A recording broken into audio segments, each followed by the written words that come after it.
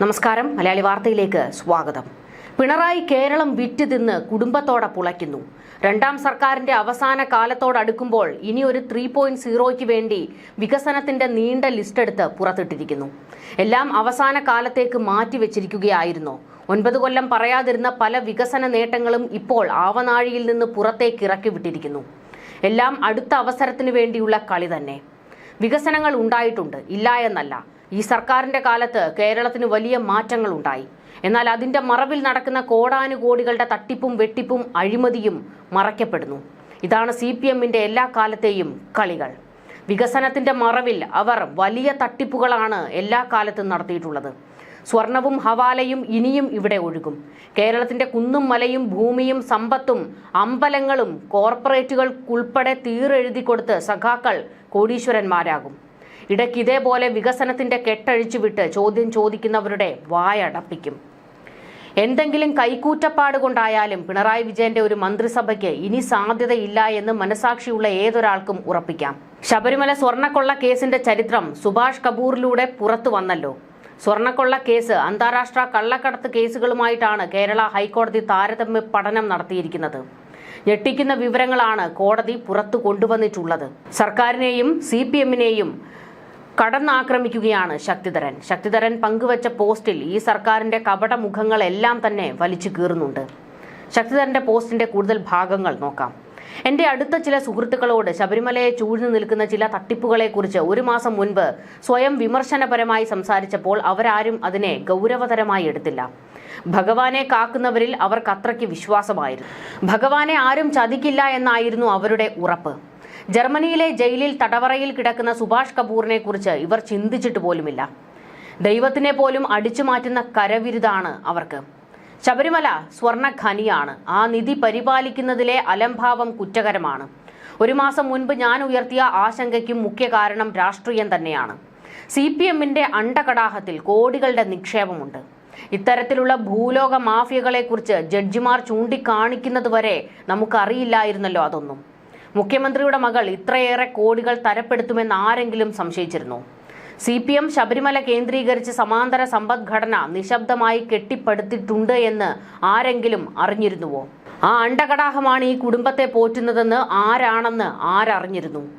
തലസ്ഥാനത്ത് നിരന്തരം ശബരിമലയിൽ നിന്ന് വന്നു പോകുന്ന വാഹനങ്ങൾ പ്രത്യേക ദൗത്യം നിർവഹിക്കുകയാണ്.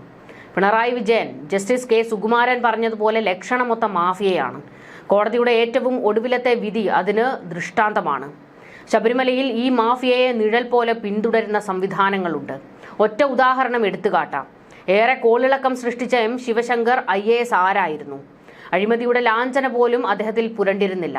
CM രവീന്ദ്രന്റെ നിരന്തര പരിശീലനത്തിലാണ് അദ്ദേഹത്തെ കേരളം കണ്ട ഏറ്റവും വലിയ കൊള്ളക്കാരനും അഴിമതിക്കാരനുമായി മാറ്റിയത്. മുഖ്യമന്ത്രിയുടെ മകളുടെ ബിസിനസ് വളർച്ചയ്ക്ക് വേണ്ടി M. ശിവശങ്കരൻ കയറി ഇറങ്ങിയത് ഓർമ്മയുണ്ടോ? അവിടെ തുടങ്ങി ശിവശങ്കറിന്റെ അധപതനം. എന്നിട്ട് മുഖ്യമന്ത്രി അദ്ദേഹത്തെ കൈവിട്ടില്ല. ഇതൊരു തഞ്ചമായും ശിവശങ്കറിന്റെ മാംസദാഹത്തിന്റെ മുതലെടുപ്പായും മാറി. ഇദ്ദേഹത്തിന്റെ ദുർനടപ്പിനെക്കുറിച്ച് മുഖ്യമന്ത്രി എവിടെയെങ്കിലും ഒരക്ഷരം പറയുന്നത് കേട്ടിട്ടുണ്ടോ? M. ശിവശങ്കറിന് കോടികൾ മതി, വിലപിടിച്ച മദ്യം മതി, അഭിസാരികമാരെ മതി. അതെല്ലാം ആവോളം എടുത്തോളാൻ മുഖ്യമന്ത്രിയുടെ അനുവാദമുണ്ട്. ഇത്ര നാറിപ്പുഴുത്ത് ചീഞ്ഞ ഒരു കമ്മ്യൂണിസ്റ്റ് നൃശംസനെ കണ്ടിട്ടുണ്ടോ? തന്തയ്ക്ക് പിറന്ന ഏതെങ്കിലും നേതാവ് ഉണ്ടോ ഇത് വിളിച്ചു പറയാൻ? എന്റെ ഇളയ മകൾ 3 ദിവസമായി ഔദ്യോഗിക ജോലിയുടെ ഭാഗമായി ജർമ്മനിയിലാണ്. സ്വാഭാവികമായും ജഡ്ജിയുടെ ക്ഷോഭം കണ്ടപ്പോൾ എനിക്കും കൗതുകം തോന്നി. എന്റെ ആരോഗ്യ പ്രശ്നങ്ങൾ കാരണം എനിക്ക് പത്രപ്രവർത്തകൻ എന്ന നിലയ്ക്ക് എന്റെ ജോലി ചെയ്യാനാകുന്നില്ല. എന്നാലും വാർത്തകൾ കാണുമ്പോൾ വല്ലാത്ത വികാര വിക്ഷോഭമാണ്. എന്തായാലും തൂലിക താഴെ വെച്ചിട്ടില്ല. മരണത്തോടൊപ്പമേ അവസാനിക്കൂ. എങ്കിലും ആശയപരമായി നിശ്ചയദാർഢ്യമുള്ള കൂട്ടായ്മ, ലാഭേച്ഛയില്ലാതെ ഏതെങ്കിലും സുമനസുകൾ രംഗത്ത് വന്നാൽ ഞാനും ഒപ്പമുണ്ടാകും.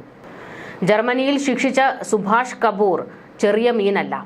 ജർമ്മനിയിൽ ക്ഷേത്ര കലാവസ്തുക്കൾ മോഷ്ടിച്ച് ജയിലിൽ കഴിയുന്ന കൊള്ളക്കാരൻ സുഭാഷ് കപൂറിന്റെ കഥ ജഡ്ജിമാർ വിവരിച്ചപ്പോൾ നമ്മുടെ നിസ്സഹായാവസ്ഥ ഒന്ന് ഓർത്തു നോക്കണമായിരുന്നു. ഭരണത്തലവനല്ലേ മുഖ്യമന്ത്രി? മുഖ്യമന്ത്രിയുടെ നിസ്സംഗത ഹിന്ദുമത വിശ്വാസികളിൽ സൃഷ്ടിക്കുന്ന മുറിവ് ചെറുതല്ല. ഒരക്ഷരമെങ്കിലും മുഖ്യമന്ത്രി ആരോടെങ്കിലും അന്വേഷിച്ചോ? PM ശ്രീ കുറ്റസമ്മതവും ക്ഷേത്ര പദ്ധതികളുടെ പെരുമ്പറകളുടെ മുഴക്കവും മമ്മൂട്ടിയിൽ നിന്ന് ലഭിച്ച കോൾ ഷീറ്റും അതിദാരിദ്ര്യമുക്ത പ്രഖ്യാപനവുമെല്ലാമായി മുഖ്യമന്ത്രി അരങ്ങ് തകർത്തപ്പോൾ സത്യത്തിൽ കാറ്റൊന്ന് മുഖ്യമന്ത്രിക്ക് അനുകൂലമായി മാറി വീശുകയാണോ എന്ന് ചിന്തിച്ചുപോയി.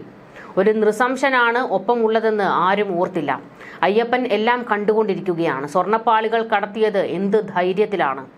സ്വർണം മാഞ്ഞതായാലും മറിഞ്ഞതായാലും അപ്രമാദിത്വം ഇത്രയ്ക്കാകാമോ? മുഖ്യമന്ത്രി ഇന്നലെ സമാധാനമായി ഉറങ്ങിയിട്ടുണ്ടാകുമോ? ഇന്നത്തെ പത്രം വായിച്ചാൽ അറിയാം സുഭാഷ് കപൂറിനെ പോലുള്ള വില്ലാളികളുടെ വികൃതികൾ എങ്ങനെ കാരണഭൂതനെ സ്വൈര്യം കെടുത്തുന്നുവെന്ന്. വലിയ വിമർശനമാണ് മുഖ്യമന്ത്രിക്കും സർക്കാരിനും CPM-ന് നേരെ ശക്തിധരനും ഉയർത്തിയിരിക്കുന്നത്. അതായത് ശബരിമലയിൽ നടന്ന സ്വർണ്ണക്കൊള്ളയിൽ CPM-ന് കൃത്യമായി പങ്കുണ്ടെന്ന് തന്നെയാണ് ശക്തിധരനും പറഞ്ഞു വെക്കുന്നത്. ന്യൂസ് ഡെസ്ക് മലയാളി വാർത്ത.